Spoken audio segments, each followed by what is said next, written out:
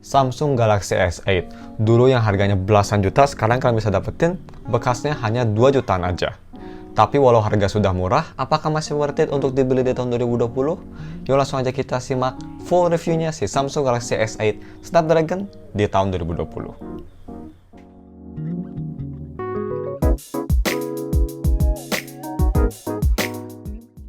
Halo guys, nama gue Stefan dari StefTech dan mari kita langsung aja review si Samsung Galaxy S8 yang Snapdragon varian di tahun 2020. As always, mari kita bahas dulu harga dan speknya. Kalian bisa beli S8 ini sekarang udah murah banget, cuma 2,3 juta, yang varian RAM 4GB dengan internal storage sebesar 64GB, support 1 SIM plus microSD, dan juga kalau misalnya kalian beli HP ini, yang pastinya gue bakal taruh link pembeliannya di deskripsi. Oh ya, terus kalau misalnya kalian ingin wallpapernya, kalian tinggal follow IG gue di @StefTech, terus DM kalau misalnya kalian ingin wallpaper yang ada di HP ini. So ya, langsung aja kita bahas speknya. Untuk harga segitu kalian bisa dapat spek pakai chipset Snapdragon 835 dan fabrikasi sebesar 10 nanometer. Ini tuh bukan Exynos karena ini versi Jepang. 5,8 inci 1440p Super AMOLED display dengan PPI sebesar 570. Udah support HDR10, dibalut oleh Corning Gorilla Glass 5. Udah ada NFC dan juga punya baterai sebesar 3000 mAh yang support fast charging sampai 15 watt. Next, untuk desain dan displaynya sendiri, ini yang pastinya build quality-nya tuh udah premium banget. Bodi belakang terbuat dari kaca dan frame sampingnya tuh udah terbuat dari aluminium. Dan juga ini karena bukan yang plus varian, jadi dia emang cenderung kompak, hanya 5,8 inch, jadi dipakai buat satu tangan udah enak banget, kerasa portable dan compact. Ini tuh size-nya tuh mirip banget sama iPhone 11 Pro. Dan menurut gue juga ini desainnya tuh timeless banget. Di tahun 2020 sekalipun, walaupun dengan dagu dan jidat yang lumayan sedikit outdated, tapi desain edge-nya tuh ini yang kanan kiri masih kerasa futuristik menurut gue. Cuma memang ada drawback-nya si desain edge tersebut. Ini tuh si palm rejection-nya nggak sebagus HP-HP yang ada edge di tahun 2020. Jadi kalau misalkan kalian nggak sengaja kepencet pakai palm, itu bakal ke register. Yang biasanya kalau di HP yang sekarang tuh nggak bakal ke register. Next, untuk si fingerprint-nya, ini tuh fingerprint-nya dulu sempat kontroversi banget karena posisinya yang aneh banget. Dia itu di atas dan di sebelah kamera. Jadi, suka kagok dan bener banget itu gue ngerasain ini bener-bener kagok banget. Dia itu nggak cuma di atas, tapi dia itu posisinya di kiri, jadi kadang-kadang suka kepencet kamera, bukannya si fingerprint. Tapi selain itu, ini kecepatan fingerprint-nya udah fleksibel banget, sangat cepat dan juga super akurat. Very nice. Terus juga kalian bisa pakai si iris scanner-nya. Yap, ini masih ada iris scanner, nggak kayak di S10 atau S20. Untuk iris scanner-nya ini gue bisa bilang jauh lebih baik dibanding pas Galaxy S8 keluar. Mungkin berkasih software update-nya. Ini tuh iris scanner-nya sangat usable. Sekarang mah dia udah lumayan akurat dan juga lumayan reliable. Terus juga kecepatannya sudah lumayan cepat. Dan untuk NFC ini dia tuh super NFC. Kalau misalnya kita ke belakang, di sini bisa kita lihat ada logo NFC yang kayak kotak di atas ini. Dan gampang banget kita tes pakai kartu GTO, tinggal di-scan aja ke belakang. Boom. Terus langsung ke scan. Ini cepet banget dan sangat responsif. Gak kayak HP Sharp atau HP Sony yang kadang-kadang suka buggy gitu. Di sini ini bener-bener responsif banget, gak ada masalah.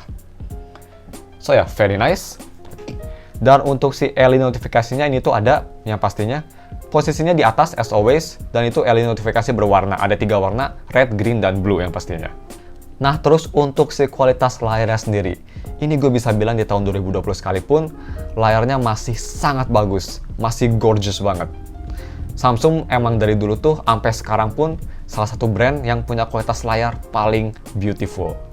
Layar di Galaxy S8 masih kelihatan super duper sharp, dengan warna yang vibrant dan hidup, kontras yang bagus, dan yang pastinya viewing angle yang menurut gue excellent banget. Gak cuma itu juga, S8 udah support HDR10, jadi nonton konten yang support HDR10 bakal lebih bagus kualitasnya, terutama dari kontras dan overall sharpness-nya. Cuma yang memang untuk full brightness-nya ini walau sudah pakai AMOLED, tapi full brightness-nya nggak bisa terang banget. Dipakai di bawah sinar matahari, gambar kelihatan lebih gelap dibanding layar OLED yang ada di HP-HP flagship zaman sekarang. Tapi bukan berarti itu nggak usable, ini masih usable kok, masih bisa dipakai. Cuma memang rada gelap, jadi rada susah dilihat, tapi masih cukup usable. Dan yang terakhir, untuk kategori ini, si touch delay-nya. Ini tuh gue nggak ngerasa sama sekali ada touch delay ataupun ghost touch. Overall, buat ngetik keyboard atau scrolling aplikasi dengan cepat, sangat responsif. Cuma ada satu kelemahan yang tadi gue bilang, yaitu dia itu si palm rejection-nya. Jadi kalau misalnya kita ngetik itu kan biasanya kayak gini. Kadang-kadang si Q sama P-nya tuh suka nggak sengaja kepencet. Tapi selain itu ini udah responsif banget. Dan selanjutnya mari kita bahas si kualitas audionya atau audio quality-nya. Yang pertama mari kita bahas audio quality via headphone jack. Yap, masih ada headphone jack yang pastinya.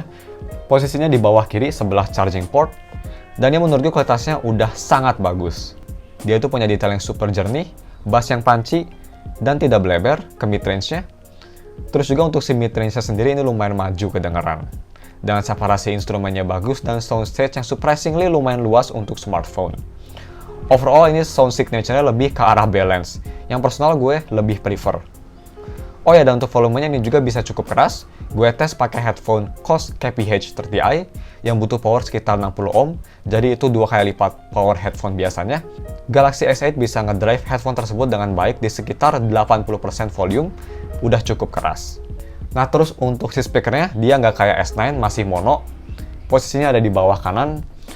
Dan untuk kualitasnya ini walaupun mono, tapi menurut gue udah lumayan bagus, surprisingly bagus malahan. Kedengeran kalau ini tuh emang speaker dari flagship. Dia punya vokal yang jernih, soundstage yang luas, untuk kelas mono dan juga overall suara yang kerasa ada depth-nya, kayak hidup. Dan juga instrumennya tuh bisa bervariasi, separasinya bagus tanpa tabrakan satu sama lain.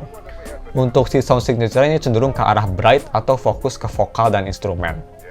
Volumenya sendiri ini bisa cukup keras tanpa distorsi yang terlalu kedengeran, minimum distorsi. Tapi untuk lebih detailnya ini dia speaker testnya, gue rekomen kalian pakai headphone biar bisa ngedengerin kualitasnya lebih detail. Check it out guys.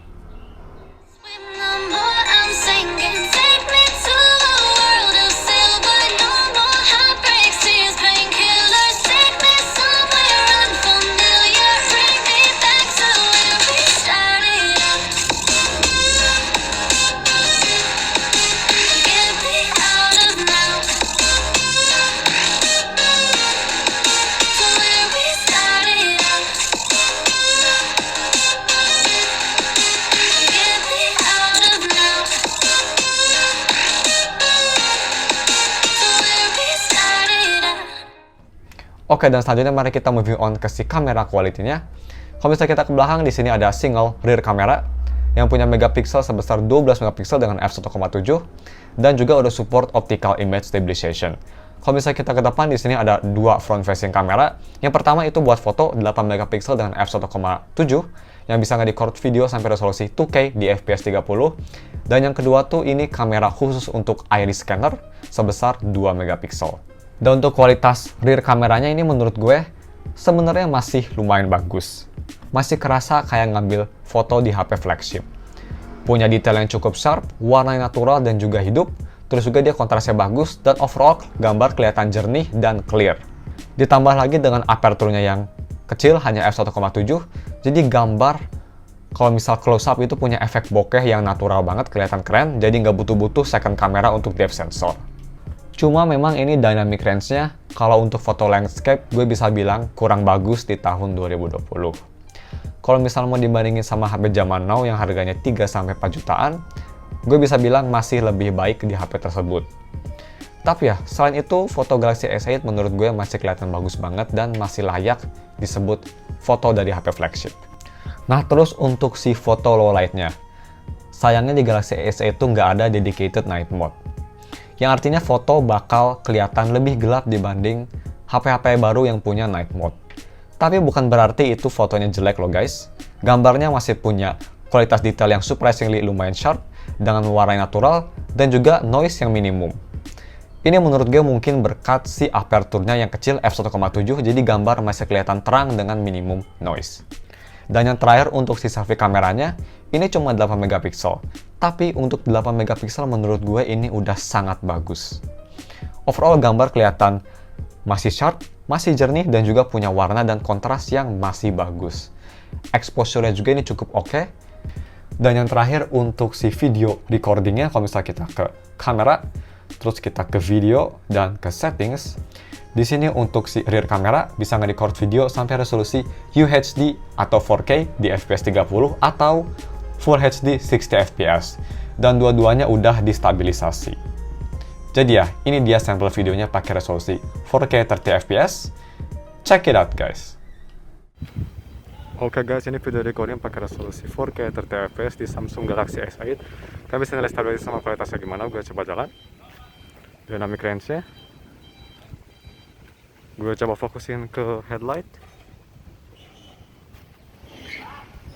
Overall shot-nya. Yap, kalian bisa nilai di bawah. Oh ya, by the way, ini tuh hanya bisa sampai 10 menit ya untuk 4K-nya. So ya, very nice. Next, mari kita moving on ke si gaming performance-nya.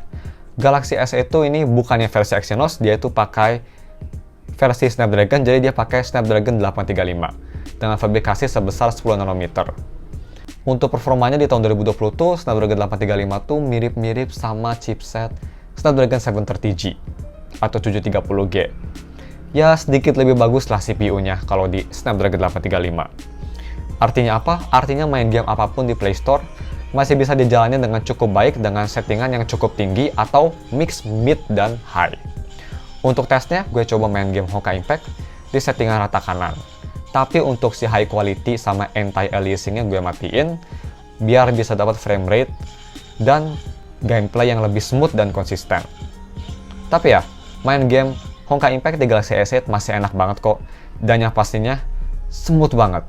Jauh lebih smooth dibanding Galaxy S8 yang pakai Exynos. Karena seperti kita tahu, GPU di Exynos tuh butut banget dibanding Snapdragon. Cuma gue ada satu kelemahan, yaitu dari battery life-nya. Ini memang kalau misal buat main game berat kayak PUBG atau Honkai Impact, baterainya langsung terlibas habis. Dan untuk main game rhythm kayak Bandori atau Love Live, ini juga nggak ada masalah sama sekali.